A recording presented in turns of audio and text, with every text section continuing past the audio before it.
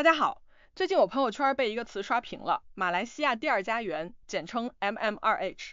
本来我以为是哪个新出的旅游套餐，结果一打听，好家伙，是个长期居留签证计划，而且申请榜上咱中国人稳坐第一把交椅，日本、韩国紧随其后，组成了东亚三国千禧天团。我身边有个大哥，前2年卷不动深圳的 IT 圈了，直接打包全家去了吉隆坡，天天在朋友圈发肉骨茶和蓝天白云，配文逃离内卷，拥抱慢生活。我私聊问他，大哥，马来西亚到底有啥魔力，能让咱中国人组团过去？大哥给我发了个叹气的表情，说你以为我想去啊？还不是为了孩子能走华侨生联考，400多分就能上985，比在国内挤高考独木桥轻松多了。这话说到点子上了。中国人申请马来西亚第二家园，说白了，很多都是教育焦虑驱动型。咱国内的家长有多卷？从幼儿园开始抢学位，小学报10几个兴趣班，中旬凌晨5点起来刷题，就为了高考那2天能多考几分。而马来西亚呢，不仅有32所国际学校，吉隆坡的国际学校数量比北京还多3倍。学费却是欧美的1/3。更关键的是，持 MMRH 签证的家庭，孩子只要5年内累计住满30个月，就能以华侨生身份参加联考。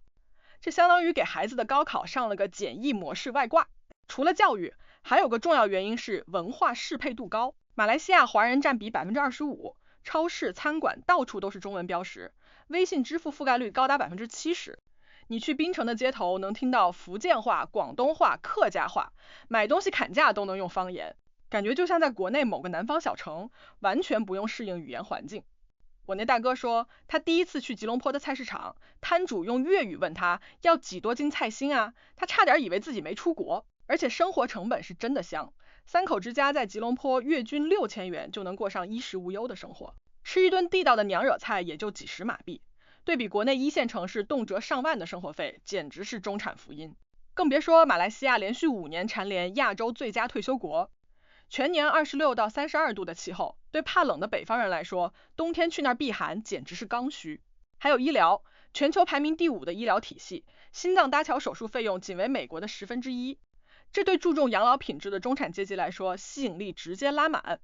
但你以为都是优点吗？大哥后来跟我吐槽说，马来西亚的慢生活有时候慢得让人抓狂，办个银行卡要等1周，快递半个月才到，去政府部门办事儿，工作人员能边喝茶边办公，急得你跳脚他都不慌。而且新政出来后门槛也提高了，白银组要存15万美元，还得买60万令吉的房产，换算成人民币差不多180万起步，而且房产10年内不能卖，资金流动性直接锁死。大哥说，本来想当甩手掌柜，结果发现是给自己套了个资产枷锁。说完中国，再说说排名第2的日本。你可能会好奇，日本本身就是发达国家，医疗福利都不差，为啥日本人还扎堆去马来西亚？我查了下数据，马来西亚已经连续15年成为日本人海外移居地首选，比新加坡、澳洲还受欢迎。这背后其实是日本低欲望社会和经济 stagnation 的无奈。日本经历了30年的经济停滞，年轻人就业压力大，老年人退休后养老金不够花，而马来西亚的生活成本直接打对折。在日本，一顿普通的午餐要1000日元左右，换成马币差不多30块。而在马来西亚的小贩中心，8到15马币就能吃到一顿饱饭，1公斤三文鱼才50马币，比日本便宜1半还多。更吸引日本老人的是医疗，马来西亚很多医院都设有专门的日本人窗口，全程日语服务，不用找翻译，看病就像在本国一样方便。还有个关键原因是避税，根据日马双边税务协定，日本老人的海外养老金汇入马来西亚是免税的，这对靠养老金生活的日本人来说简直是救命稻草。而且日本的遗产税高达55%，很多日本家庭为了规避遗产税，选择把资产转移到马来西亚。槟城的华人区就有很多日本老人定居，他们说在那儿既能享受低物价，又能保住资产，何乐而不为？但日本人在马来西亚也有烦恼，虽然马来西亚文化多元，但日本人的精致和当地的随性还是有点格格不入。有个日本朋友吐槽，他在吉隆坡的餐厅吃饭，想点一份3分熟的牛排，结果厨师直接给烤成了全熟，还跟他说这样吃更安全。而且马来西亚的公共交通不如日本便捷，地铁班次少，打车还要讲价，对习惯了高效生活的日本人来说，刚开始真的很难适应。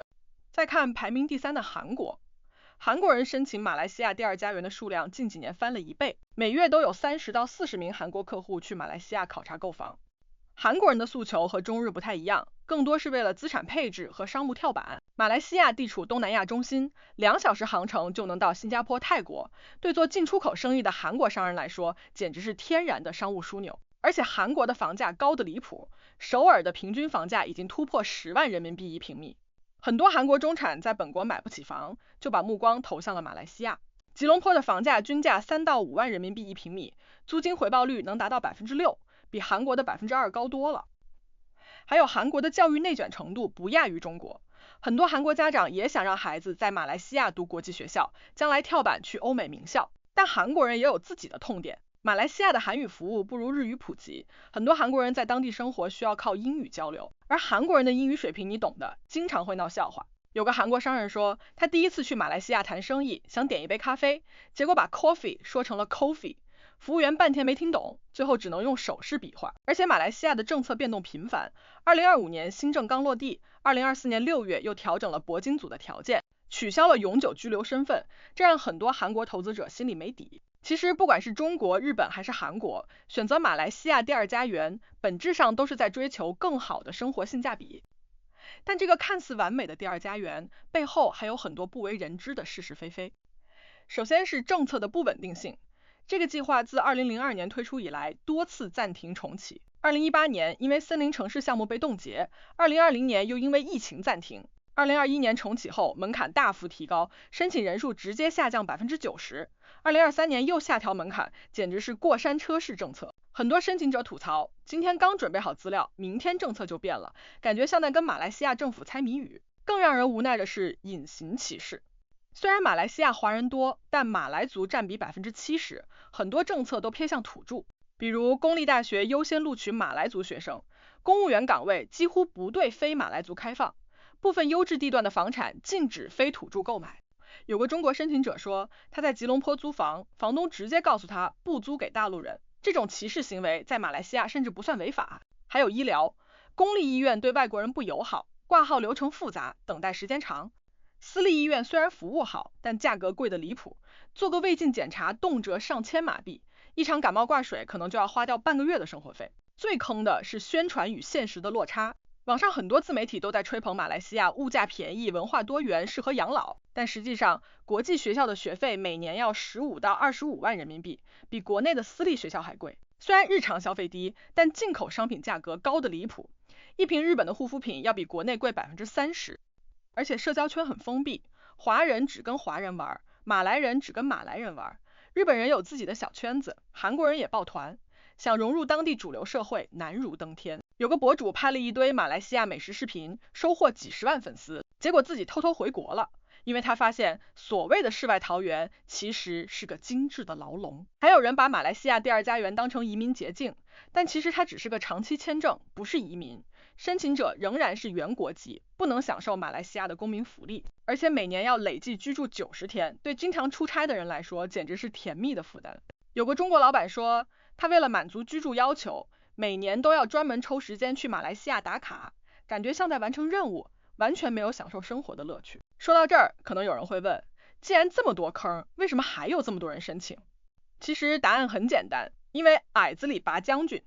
对中国中产来说，欧美移民门槛高，动辄几百万人民币，还要求语言、学历。其他东南亚国家要么文化差异大，要么政策不稳定。马来西亚相对来说性价比最高。对日本老人来说，欧美物价高，东南亚其他国家医疗不如马来西亚完善。对韩国商人来说，马来西亚的地理位置和税收政策更有优势。但我想说，所谓的第二家园从来都不是逃避现实的天堂。中国的教育内卷，日本的经济停滞，韩国的高房价，这些问题不会因为换个地方就消失。我那大哥最近就准备回国了，他说在马来西亚待了2年，孩子虽然适应了国际学校，但跟国内的亲友越来越疏远，父母也不适应当地的医疗环境，而且政策变动太频繁，总感觉心里不踏实。其实不管是在国内还是国外，想要更好的生活，最终还是要靠自己努力。马来西亚第二家园就像一个滤镜，把生活的烦恼暂时遮住，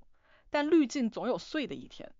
与其花大价钱去追求一个虚幻的第二家园，不如在自己的国家好好经营生活。当然，如果你只是想找个地方度假，体验不同的文化，马来西亚确实是个不错的选择。但如果把它当成人生救赎，那大概率会失望。最后，我想对那些纠结要不要申请的人说，别被网上的宣传冲昏头脑，先去马来西亚住上1个月，感受一下当地的生活节奏、文化氛围，再决定要不要把第二家园变成甜蜜的负担。毕竟适合自己的才是最好的，不是吗？好了，今天的是是非非脱口秀就到这儿。关于马来西亚第二家园，你们还有什么奇葩经历？欢迎在评论区留言分享。我们下期再见。